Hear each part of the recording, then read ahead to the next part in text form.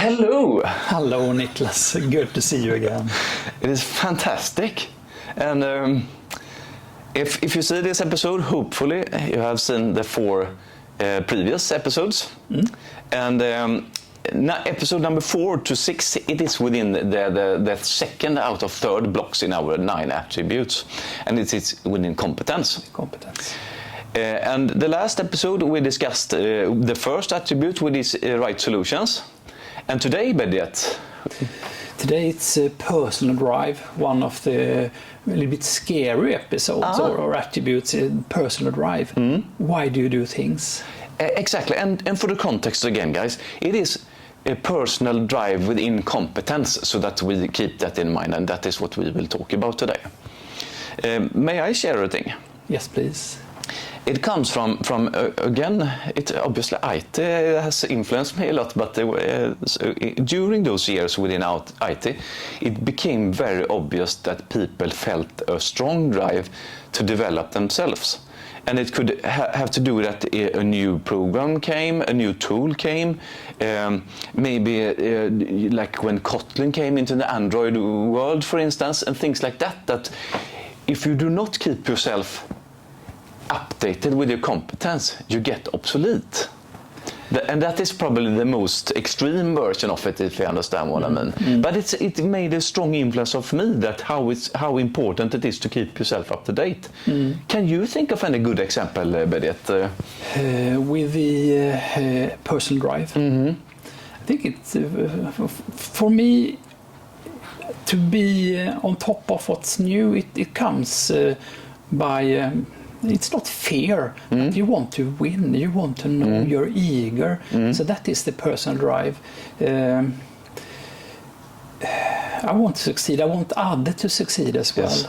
So I hate losing, but I hate winning alone as well, because nobody knew. I love winning in team, in projects. Yes. That's fantastic. Oh, that's so right. My personal drive, of course, up to date will be another of our values that we will talk about. Exactly. But the personal drive, why do we do things?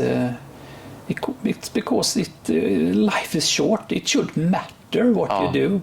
I mean, you could do nothing, but after a while it will not feel good.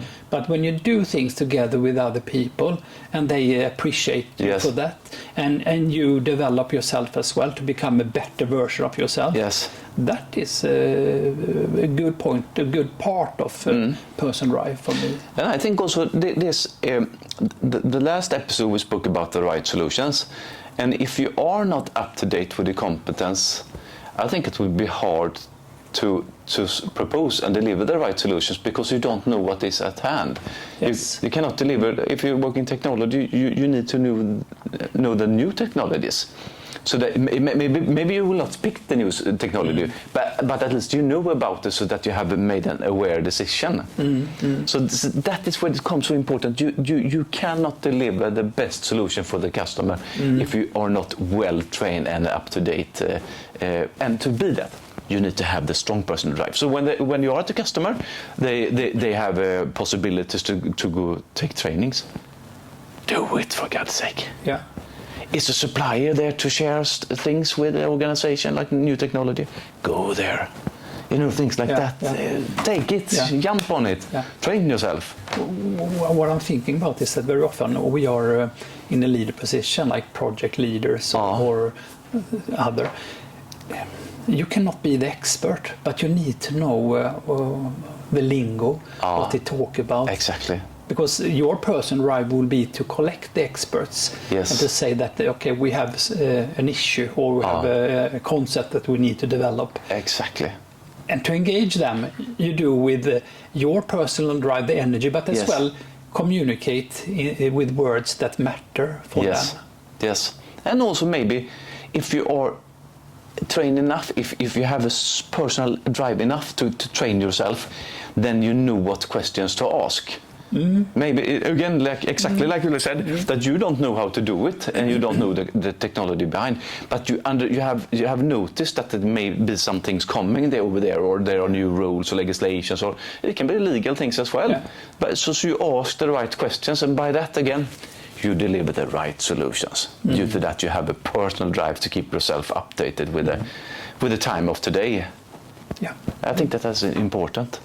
Do we have any good other example of this one? So let's say that you have a team and you feel that you have high competence in one of the areas, but it's not your role. Ja. And how do you act there? Oh, that is a very It's good not your one. role, somebody else should drive it, but you know a lot about.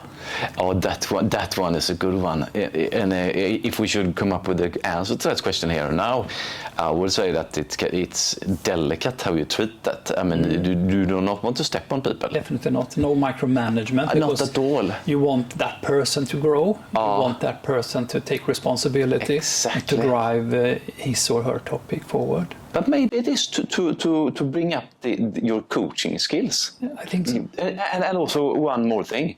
You, maybe not for all, but for me at least it is like that if I'm interested in something, if I'm knowledgeable in something, I normally am interested in the area. So it's very easy to speak to those persons and coach them and show true interest. And by that, hopefully you build a dynamic with those guys so that you together get them to open the eyes for the things that maybe you see, but they feel that it was them that discovered it rather than you telling them. I agree, because that is what I like when you build a team. Yes. And you cannot be an expert, even though you can be an expert on some topics. Yes. A project is very seldom on those topics that you're an expert on. Exactly. And even if, I think you are touching something here with it, that even if you are an expert, being a good leader, I think that you should be able have the capability of not digging into that area. Coach, yes. Show strong interest, yes, but not being there and influence the everyday work, because that is not good. Not good. And I don't think that you do not drive for result by doing that, because the customer or your manager or whatever it is, they have hired you to be a project manager in that case, in the example, not to be an expert. Then you will start to cost time in the expert area instead of the project management area, and some other things will suffer. Exactly. So I think it's an extremely important point. That is I really got thinking now about it. It's an interesting point. Personal drive. It's good. The right personal drive. The right personal drive. Guys, so when you see this, do you agree to this? Do you agree that you have a responsibility to secure that you are up to date in your competence, and that it's your personal drive to do that? That it's not something that someone should push at you, that you should look for it yourself? Comment below. Discuss. Challenge us. I will go in and comment. Ja, that's good. Should we maybe close this episode by that? Yeah, let's do it. Ja, and thank you very much for listening in. Thank you. Take care. Bye-bye.